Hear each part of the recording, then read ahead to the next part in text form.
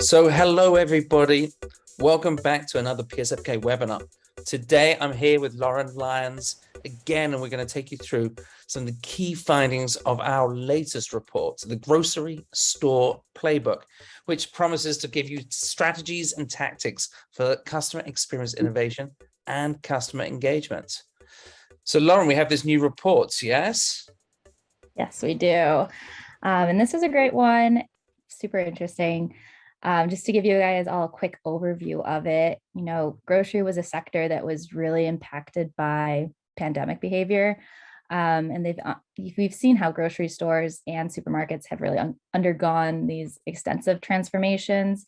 And by this, we mean everything from optimizing the online shopping capabilities that they offer to prioritizing more flexible delivery solutions, as well as investing in tech solutions that meet inventory needs as well. And so something to keep in mind throughout this presentation, as well as we mentioned in our report, is just how, as consumers have embraced this very hybrid shopping model, where convenience and value are really these driving forces we're seeing.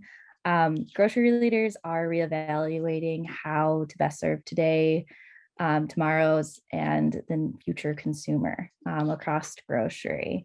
And so I think a fun way to kind of kick this off as well is to kind of touch on the framework that we built this report around, this now, next, new. While today we're going to be focusing on new, Piers, I don't know if you want to hop in and kind of give an overview here. Yes, it's a very detailed report where we look at what grocery retailers and what consumer good companies should be focusing on today, tomorrow, and in the future. And hopefully that provides a great framework when it comes to innovation. We know that folks out there are trying to work out where to put their budgets, where to invest, and we hope that this report really kind of helps support that. But today we're going to talk about the future, yeah? And we're going to talk about these strategies on the right-hand side. So as part of the research, we also did a consumer poll, and we asked US grocery shoppers to give us feedback about some of the trends and some of the ideas we saw. And we started with a very open question where we just really asked shoppers, do they even like grocery shopping? And we got a resounding yes. Folks do find shopping pleasurable. They'd enjoy their shopping trip. And so I think that's something to remember in our kind of day of an era of virtual commerce and e-commerce, that people don't mind this shopping trip. But when it comes to the shopping trip, they do want to get more out of it, okay? We're already seeing the kind of creep of QSR, cafe, dining options in restaurants. And our survey showed that shoppers, consumers are interested in other services. We listed a number of services, but this isn't extensive or exhaustive. Folks would like to attend an event, maybe a community event, maybe a lesson, maybe a class. Maybe whilst they're doing their shopping trip, they want to do their banking. Or maybe they want to get some technology support. So maybe they want to get their phone in and work out how to transfer all those photos off it from the last birthday they went to. And that last chart showed us that shoppers really do want something out of the grocery experience. They want something new out of the grocery experience. And they don't expect the retailers themselves to provide everything. They actually think that the brands, consumer good companies, could actually be part of the mix. And so there's great opportunity for brand manufacturers to come in and actually create some of these experiences and some of these partnerships to really extend the grocery shopping experience. And Lauren, I know that you're keen to kind of talk about the trends, talk about the examples that we see out there, and that's in the report. One final point to make right now is this kind of interesting stat where we asked people whether how much help they needed with their shopping trip. And I think we've seen a lot of companies go out there and create recipe planners and other kind of trip planners. And it seems to us that shoppers, they're okay. They know what they want to buy. They already have access to information, access to family members that allow them to make those decisions. So my reaction from this stat is maybe retailers, brands need to kind of invest in other aspects of the store experience.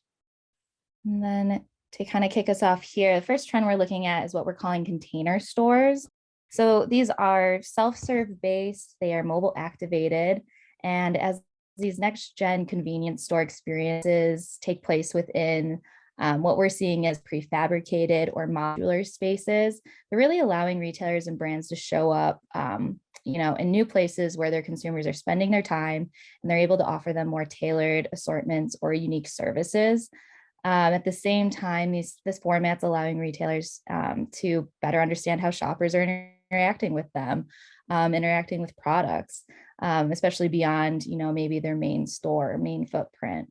So that ability to kind of gauge product interest and inform future product offerings or even development is an interesting piece here as well. Yeah, very interesting. Do you have an example? I do. So first up, we have kind of in tiny home fashion. We have this example from a French startup called Boxy, who has built these autonomous convenience stores out of sea shipping containers. So there's a nice sustainability tie in there, right? And their hope is to expand their network to 1,000 of these mini convenience stores by 2025. And so the unmanned stores can be installed everywhere, allowing consumers to access a carefully selected offer, very curated, of 250 products that range from typical groceries to takeout. And to shop within Boxy, consumers download the app, they confirm their identity and preferred payment method within the app. And then they're provided with a unique QR code. So this allows them to access the store 24/7. And once inside, technology that is similar to Amazon's Pick Up and Go, where they're using hundreds of sensors and a system that combines computer vision with deep learning algorithms. Boxy is able to automatically then detect what is selected as a consumer moves through the space, and ultimately sends them a receipt through their digital wallet afterwards. That's great. Where did you say that was? Or where they're rolling Boxy, yeah. And so they are a French startup. So this is Great. a startup example, but yes. And so keeping on this idea of nano stores, still, we wanted to talk about dark stores, which has been something that we've seen a lot of different retailers starting to experiment with over the past few years. And so with demand for online delivery fulfillment established as a definitively lasting consumer expectation, companies actually are transitioning their perhaps underperforming retailer grocery spaces into these dark stores. They might not be open to the public, but they are stocked and serviced, and they fulfill retail orders through either local delivery or curbside pickup only. Whether opening a dark store or reformatting an existing storefront to become a distribution hub, retailers are extending their footprint while increasing their online fulfillment efficiencies. And so that's also enabling those shorter delivery times that continue to become more and more important to consumers today. And so kind of just to highlight a great example of this right now that's recent, from Publix supermarkets, who have partnered with Instacart, and they've developed a custom model for a 15-minute delivery. And they're utilizing Instacart's Nano fulfillment centers to do this. And so Instacart is operating on behalf of the retailer through what they're calling their carrot warehouses. And so Publix is the first grocer to collaborate on Instagram's new fulfillment solutions, and they're hoping to ensure high in-stock rates and then as well as unmatched speed, which are two things that I think really speak to the needs of online shoppers right now, especially within grocery. And so consumers can access this rapid delivery service through the grocer's mobile app or website, as well as the Instacart app.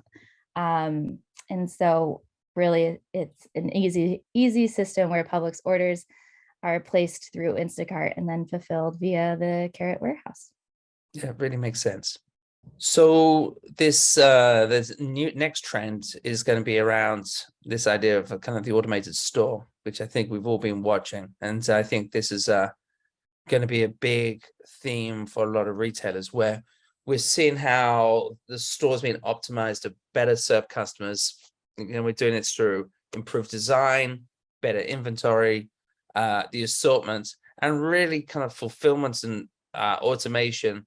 But a word of warning here is, whilst shoppers do want to have smarter stores and be able to navigate stores, to be able to shop on their own terms with technology, there is an issue around personalization. In fact, we feel that shoppers don't want as much personalization as retailers seem to be investing into that theme.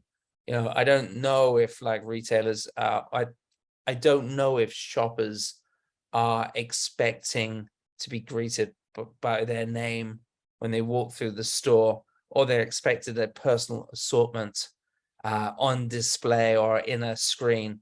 They're looking for other kind of aspects of technology to help them along their way and get the most out of their trip. Excellent. And I think this cues up our next set of trends really well, Piers. So to kick us off, we have what we're calling responsive operations. And here we're looking at how intelligently connected inventory systems and infrastructure as well not only are allowing for a more seamless and intuitive consumer experience, but also providing retailers with greater accuracy regarding demand forecasting. And so by incorporating that cloud-based solution into their organization, we're seeing how retailers are becoming better suited to collect and analyze data, and then also leverage those insights to better predict consumer demand. So again, back to Piers's point on that last slide, just being able to provide a better experience, but perhaps not exactly personalization by using that consumer data. So different ways of using it, different ways of leveraging it, ultimately to provide a better experience. And so example here that we wanted to call out is from Weiss Markets. So to enhance operations at nearly 200 of their stores, Weiss Markets has partnered with InvaFresh, which is a fresh intelligence platform for grocery retailers specifically. And so through this partnership, Weiss Markets plans to improve demand forecasting, their in-store production planning, their food traceability, another nice sustainability tie in there, along with their recipe management and management across all of their fresh departments, actually, in order to upgrade the fresh food life cycle within each of their stores. And so to give Weiss Markets and other retailers that they partner with greater control over their fresh produce products and waste management, InvaFresh leverages AI and machine learning capabilities. And this technology not only helps the retailers they partner with food, fresh food management, but it's also reducing staff workload here. So another good element to call out with this example. Okay, so and now sticking with the automated store theme, the second trend we had here was retail as media. And so grocery stores and supermarkets are using retail media to provide opportunities for new revenue. And the retail media concept really allows the store to use its existing point of sale systems, such as everything from cash registers, self-checkout kiosks, and even in-aisle displays as well, to provide additional information to consumers about the products in the store. And this includes advertisements, recipe suggestions, nutritional information, and any other content that might be relevant to consumers. And then again, another piece here is retailers can also earn revenue from their social media presence on sites like Facebook, Twitter, YouTube through these types of partnerships. And so just a quick example here of a grocer that is bringing this idea to life. Kroger has announced its plans to further expand a retail media business, which they are calling Kroger Precision Marketing. And they're using CTV and video offerings along with new programming abilities as well. And so the expansion here is going to provide advertisers with audience intelligence through both retail sales data and helping them to reach relevant CTV and video households, as well as campaign measurement tools against retail sales at Kroger, and then the household penetration as well amongst Kroger consumers. And so Kroger believes that streaming, is this number one way people are going to continue to consume TV today, knowing that the brand is hoping to bring scale for its CPG advertisers who are really looking to activate in that space. Very interesting. So we've been touching upon technology and the use of technology in the store. When we spoke to shoppers, especially US grocery shoppers, what they wanted to get out of technology, what seemed to come across in terms of their responses, the ability to navigate the store, connect with the store, interact with the store and its contents on their own terms, and often through a mobile phone. So that means the gathering of information through QR codes, and also self-checkout and scan and go. So being able to use that phone, navigate and control the shopping experience.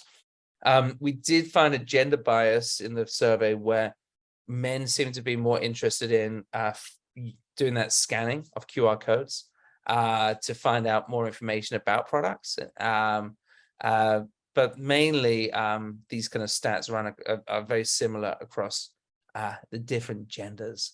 So maybe disappointing for most people is robots didn't really kind of cut it. A lot of folks aren't really interested in having our little robotic pets running around, taking our shopping to the car or up and down aisles. Not just yet. Thanks, Piers. And I think that nicely ties into this idea of custom journey. And so here we're talking about how by creating a unique store experience for every consumer through, tailored digital recommendations, physical product selections, to better match consumer needs on an individual, but also a location-based scale. And so to dig a little further into that, we have this trend where we're talking about intelligent interface. And so what we mean here is really by layering consumer-facing video, voice, audio, chat-based features into the physical shopping experience. And this could be either through digital screens or mobile activated QR codes, right? Retailers are being able to provide consumers with not only on-demand support, which is really interesting, but as they shop, but also increasing, the personalized recommendation aspect here based on those continuous interactions across both their local locations where consumers are shopping, as well as the digital channels that they're using as well. And so to highlight an example here, we have GetGo. And so it is a food first convenience store is how they bill themselves. GetGo has partnered with Cooler Screen, which is an in-store digital retail media platform. And they are replacing their traditional cooler aisle doors with intelligent digital screens. And so the experience here is the technology being used provides a real-time digital door display of the cooler's contents, along with contextual and relevant media and merchandising. So when approaching the aisle, consumers see full doors of relevant brand stories designed to increase brand awareness. However, before making a potential purchase, the display changes to a planogram with everything from pricing to promotions and nutritional information on the products featured in that cooler. And so the retailer's primary objectives were to improve the customer experience, but also increase store sales and really bring a modern feel to its stores with the latest innovations. And so both companies, GetGo and Cooler Screen, share that same vision for digital and contextually relevant information and kind of act as this nice fit for on-the-go convenience stores. And then just following that up with this next trend under custom journey that we're calling digital personalization. And so as online grocery shopping really becomes that permanent channel for today's consumers, retailers are updating their digital offerings to not only recreate the in-store experience, but also offer tailored recommendations and interactions at scale. And so by incorporating a mixture of AI, machine learning, algorithms, retailers are creating a more hyper-personalized online experience. And one example of how we are seeing this come to the marketplace today is through Swiftly, which is a technology solution provider. And they're helping mainstream retailers compete against leading e-commerce players. Think, Amazons and Walmarts of the world. And so Swiftly is positioning its solution as a way for retailers to drive in-store traffic by leveraging online relationships with shoppers. So the interesting piece here is that the platform is seamlessly connecting customers to their local brick and mortar grocery stores through engaging, personalized digital messaging, promotions, and it's all being tailored to their needs and reflective of their local stores' deals, offerings, inventory. So a really nice local tie-in here, and also a really nice way to drive in traffic or in-store traffic as well, with that example. Yeah, it's a great example. Kind of one of the big themes that we explored with our survey was this idea of community and the role of the store in the community. And it might not be surprising to some of you out there, but it was kind of revealing for us, where so many people agreed, so many people strongly agreed that the store was a key component of the community, and they expect the store to care about the community and play an active role in their neighborhood.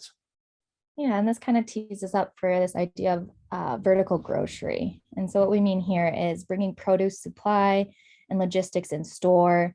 Physical outposts are serving multiple purposes today, right? So we're thinking of everything from the local store to farm and community kitchen. And so just to touch on this, the first trend that we wanted to call out here is what we're calling stores farm. And so in the interest of moving produce ever and ever and ever closer to consumers, grocers are developing in-store vertical farms.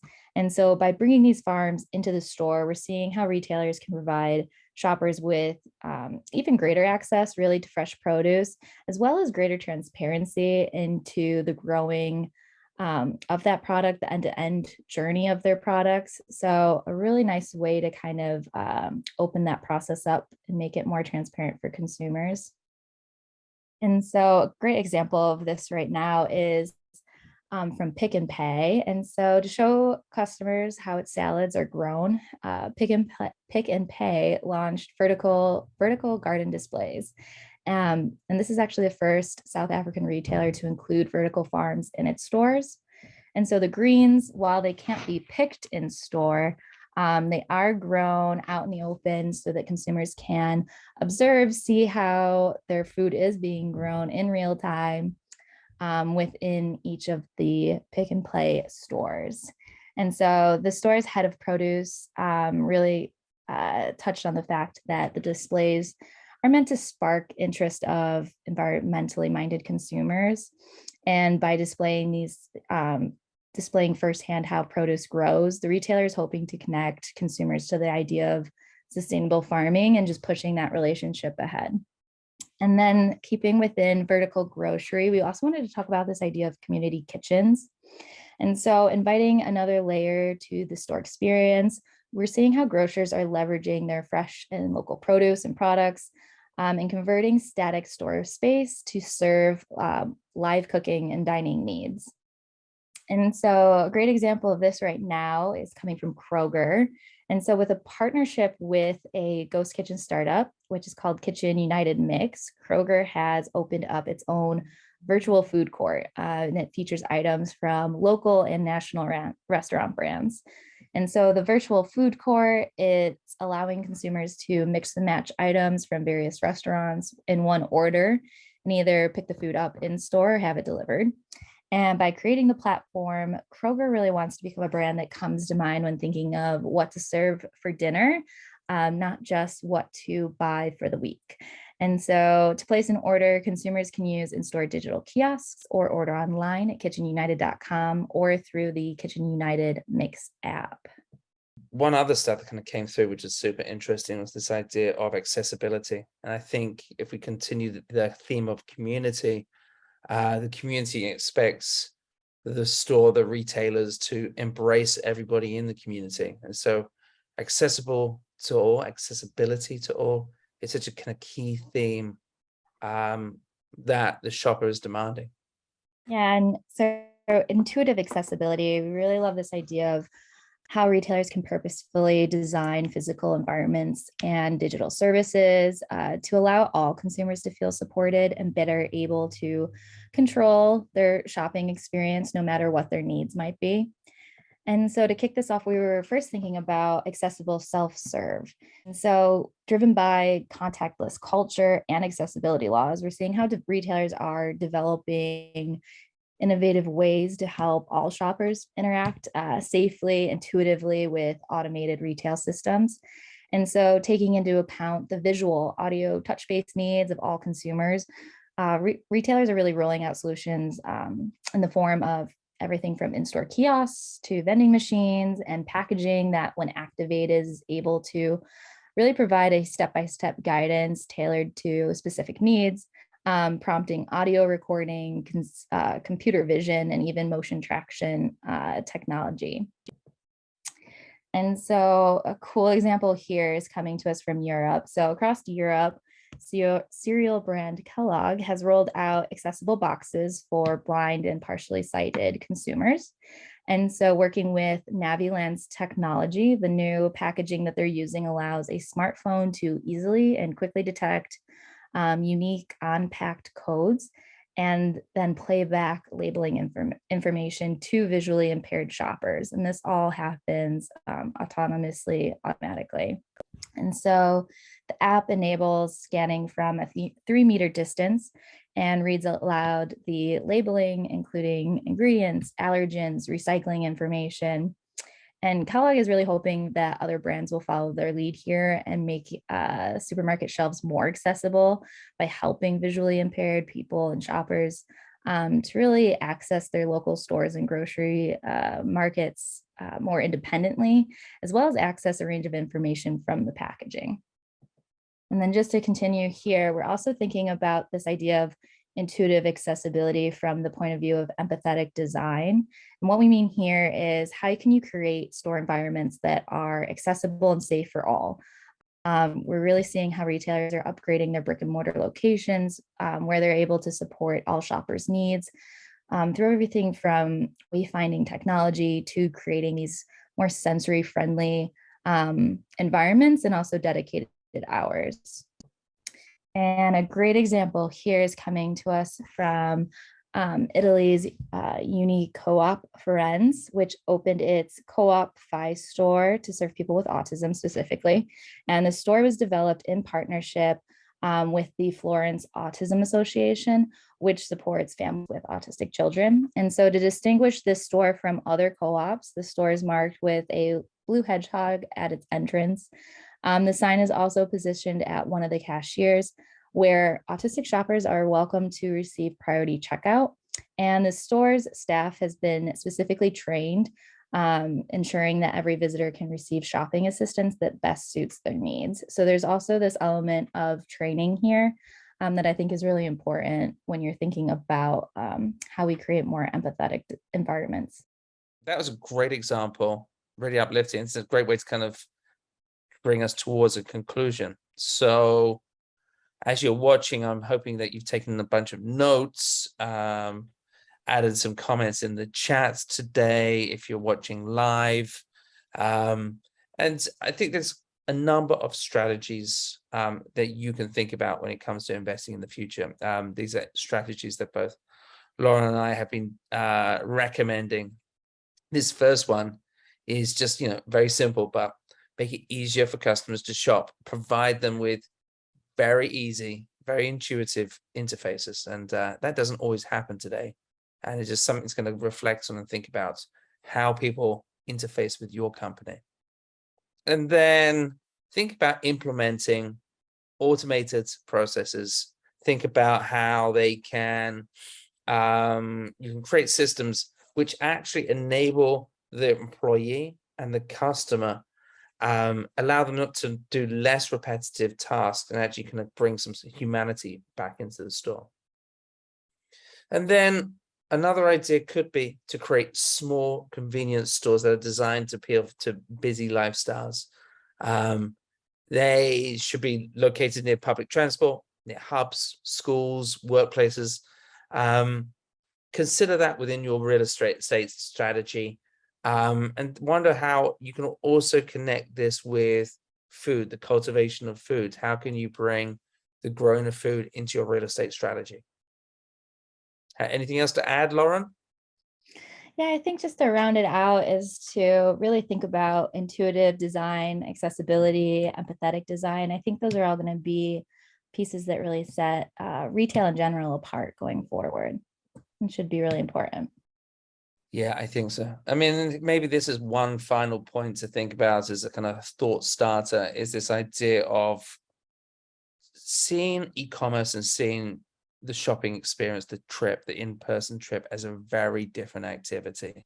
I think too long we sort of think about we think about e-commerce and digital commerce as a shopping experience, but it's not really a shopping experience, is it really? That doesn't embrace our senses, doesn't have the discovery, the surprise and delight, the information gathering, doesn't have the social cues and the other aspects. Online is very much about ordering. It's like ordering at a restaurant. It's a tiny part of the experience and very efficient part of the experience, which is important. But there's so much more that can be offered within that shopping trip that surprises, delights, creates loyalty, and drive sales. And so I think about that as one of kind of your big takeaways. That's great, Pierce. I loved that last point. Just thank you, everyone, for joining us today. I hope this was extremely helpful for you. Reminded that this report is live and on our website, so please do check that out. And thank you all for joining. Yeah, great. Nice work, Laura. And thank you, everybody, for joining us today.